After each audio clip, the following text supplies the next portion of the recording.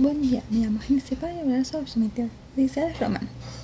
El proceso de derecho y la organización judicial en la época primitiva que cada persona se hacía justicia por sí misma y la defensa de los derechos realizada por medio de la fuerza, de la autodefensa o de la autotutela. En esta época no se contaba la intervención de la autoridad judicial, pero el nacimiento de las organizaciones sociales y políticas cada vez más avanzada y desarrollada hace que la función de la tutela de los derechos de intereses a los particulares sea asumida por el poder público. La organización judicial se divide en dos fases antifuncionales diferentes. El juz, que se realiza en presencia del magistrado. El proceso se inicia del magistrado, quien regula el desarrollo del proceso y se precisa el objeto del debate. También el juez mira los hechos y se pronuncia su sentencia. El magistrado solo juzga en caso excepcional. En Roma existía dos tipos de jueces: los miembros de tribunales permanentes y los particulares nombrados por el caso especial cuyo función termine de tercera sentencia. El procedimiento de las acciones legales. Existían 5 tipos de legis actionis. Legis actionis per sacramentum o acción sacramental romana, que se aplica más que todo en los derechos reales y de crédito. Y también tenía 2 modalidades: legis actionis sacramentum in rem. Para reclamar una cosa, en esta acción, el actor toca el objeto de una vegeta, la cosa de reivindicar a una parte.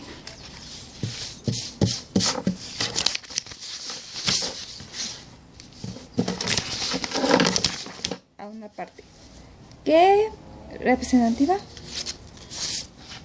de ella diciendo lo siguiente, que esta cosa más pertenece conforme al derecho quiritario y del demandado.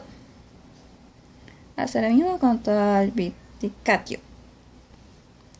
Legis acción sacramentum in persona, para reclamar un derecho, y legis acción per judici labeti, de postulación o acción de asignación de árbitro. Está también la acción de condicionadas. También la acción de apoderamiento personal. Y también está la acción de garantía. El procedimiento fundatorio ordinario de fase injure se desarrolla en 2 fases. El fase injure está en la situación ius vocati. También la representación, que existe 2 tipos de representantes.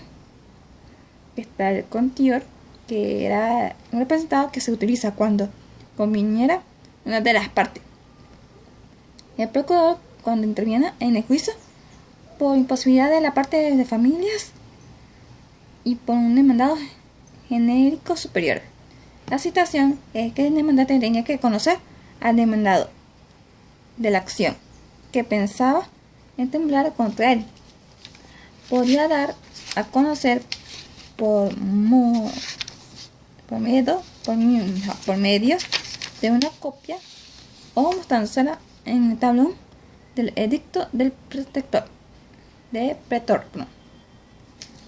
Ahí también la litis contestatio in judicium, ejecución de sentencia. El litis contestatio se verifica la fijación definitiva de la fórmula de hacer constar una tablilla en el libro momento del central del proceso. En judicium, el juez recibe las pruebas y los alegados de las partes. También la sentencia del juez tiene fuerza en la cosa juzgada y excluida toda revisión no era apelable. La sentencia producían un efecto similar a la litis contestatio. Una innovación necesaria podía ser de varios tipos: absolutoria, condenatorias, declarativas, constitutivas. Ejecución de la sentencia. Para la ejecución de la sentencia, el ganador debe introducir una nueva acción, bonorum vendentio. Y también está el estudio de la fórmula, que están las partes principales nombramiento del juez, que es el demonstratio o hechos, intentio, condenatatio. Es un escrito donde el magistrado designa al juez a la vez explicando las pretensiones del demandante y los medios de defensa del demandado y de la facultad para absolver o condenar según lo aprobado en juicio. Están las partes de nombramiento del juez, que en todo caso la época clásica del juez no era ni un funcionario ni un magistrado, sino un particular elegido por las partes. Ahora bien, era adjudicatio. Es parte de la fórmula por la cual el magistrado autoriza al juez para efectuar la participación en adjudicación a quien corresponda de bien indiviso para las acciones de deslinde. También está el condenatatio, que es una parte de la fórmula. Se autoriza al juez a condenar o a absolver. También viene la parte accesoria, que es acceptatio, replicatio, prescripción, negación de la fórmula. La parte accesoria, que como bien decía, acceptatio, es una parte de la fórmula que permite al demandado oponer la acción del demandante en una legislación al que paralice su eficacia. Va situada entre el tentatio y el condenatatio. El replicatio es la contestación a la sección opuesta a favor del demandante. La prescriptatio es una cláusula extraordinaria que se coloca antes de cualquier referencia a la controversia para limitar o destacar los efectos de la litis contestatio. La ejecución de la fórmula puede ser más que todo por no contestarse la fórmula mencionada en las normas de derecho civil y propietariano. También por considerarse la pretensión inadmisible de acuerdo a las justificaciones. El demandado cumplía con lo solicitado en la demanda. El demandado se negaba a prestar juramento cuando el demandado reconocía el derecho del demandante. La clase de iudicacia, que es judicación y legitimum, y también está recurso.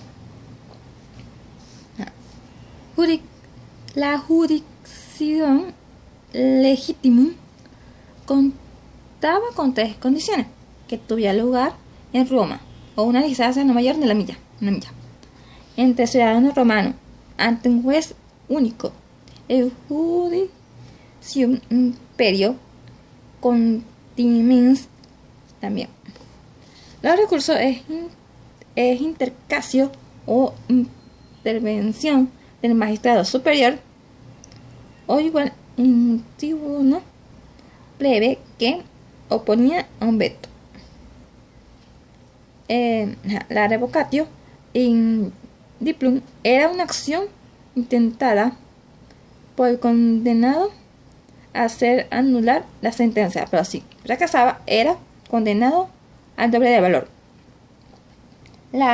El conititio extraordinaria aparece en el siglo I después de Cristo para supuestos particulares.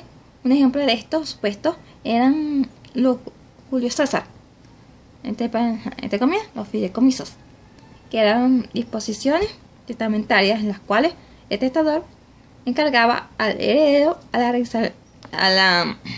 realización de una actividad en favor de un tercero. Los caracteres y transmisiones del proceso.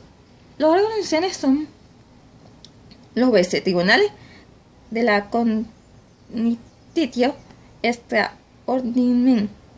Los jueces eran funcionarios de carrera que estaban integrados en la administración imperial y con arreglo a una estructura jerárquica en cuyo vértice se encontraba el emperador.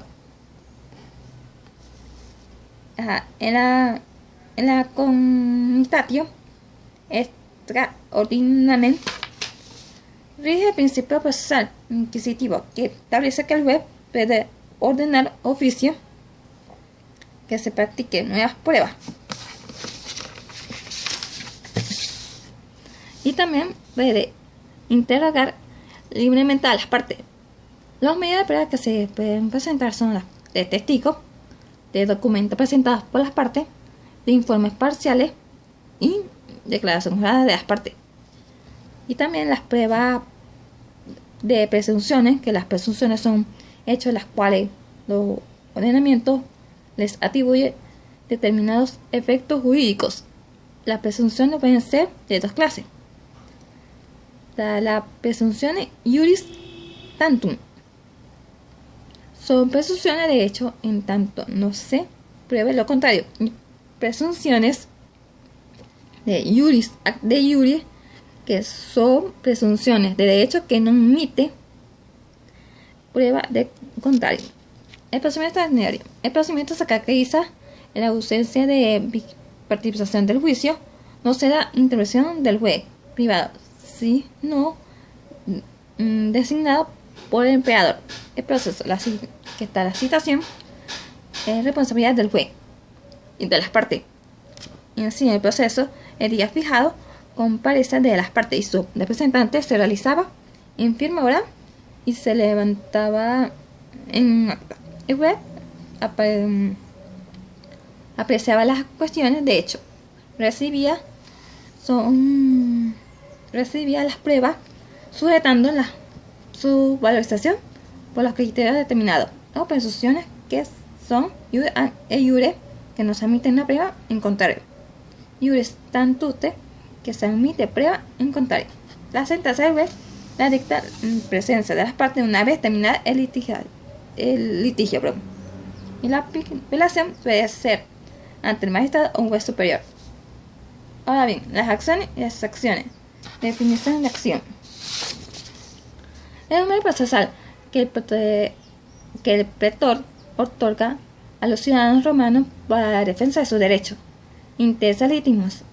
De esta manera, en derecho romano clásico se configuraba como sistema de acciones judiciales en la medida que había acciones judiciales que eran titulares de derecho subjetivo. Existen dos conceptos de acción: de forma vista formal, que es la acción inicial de procedimiento, y vista formal material, que es el medio jurídico para obtener el reconocimiento de satisfacción y sanción de un derecho subjetivo reconocido previamente por el ordenamiento jurídico o para pedir al magistrado la protección que haya prometido a su edicto para un tipo determinado de acción. Está bien, las clases de acción son: está la acción in rem, que se dirige la obtención de una cosa; acción in persona, que se dirige contra una persona determinada para que haga algo;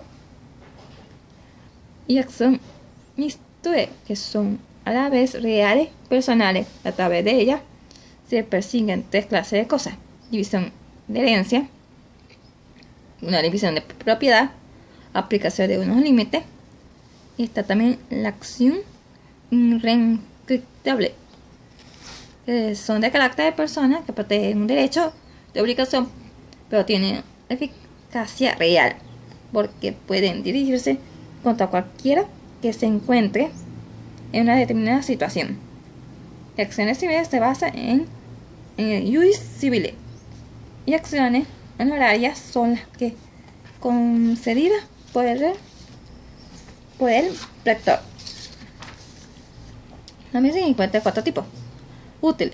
El protector reconoce un supuesto similar a otro contemplado por el ius civile. Ficticia. El protector considera como existente un hecho inexistente o a la inversa. In factum concertae. El protector se basa en hechos, ordena que si se da determinada circunstancia, ordena al juez que condene aunque no haya ley. In ius conceptu se basa en el ius civile y es opuesta a la anterior. Acciones executi iuris. El juez debe obtenerse a la pronunciación de la prueba, al contenido de la intentatio. Acciones ponae fidei. El juez puede tener en cuenta determinadas circunstancias que se da en el caso. Y acciones privadas solo puede interponer el propio interesado, que existen 3 tipos. Rei persecutoria, que persiguen una cosa. Penales, imposición de la pena. Mixta, las 2 cosas. También están las acciones populares, pueden ser ejercidas por cualquiera. Acciones arbitrarias, que el juez puede conceder en demandado la posibilidad de destruir o exhibir la cosa que se reclama para evitar la pena pecuniaria. Acciones perpetuas en época clásica son las que tienen un plazo de interposición. En la época posclásica prescriben a los 30 años. Son acciones temporales, tienen señalado unos plazos. En época posclásica se prescriben ante los 30 años. También están las acciones ex contratu, nace de un contrato. Acciones ex delito, que nace de un delito. Acciones directas, que nacen de un contrato frente a la persona obligada. Acciones contrarias son las que tienen obligados contra el acreedor. La extinción de la acción. Las acciones se extinguen mediante la transacción y sentencia y muerte, que después de la litis contestatio, las acciones del demandado muerto pasan a sus herederos y contra el demandado a sus herederos. Ya también está la prescripción. Excepciones. Clase y extinción. Es un medio de defensa para evitar la acción del demandante sin contradecirlo. Dependiendo de su origen, la clasificación civil y pretoriana basada a la equidad, acciones de buena fe, y el demandado no está obligado a insertarla en la fórmula. Basada en la utilidad general. Prejudicate puede ser invocada en cualquier tiempo. Temporal solo sirve para rechazar por ciertos tiempos. Se llama delitoria. Personal, referida a determinada persona, de lo cual no pueden separarse. Real, pertenece a una relación jurídica transmisible a los herederos. La extinción es cuando se cesa en derechos de los cuales se basan las perpetuas, que pueden oponerse en cualquier momento del proceso, incluso después de la sentencia. Las temporales o dilatorias solo al inicio. La excepción tiene su oposición de la réplica del demandante, por ejemplo, el dolo a la réplica, que peor ponerse, la dúplica, etcétera, etcétera. Muchas gracias.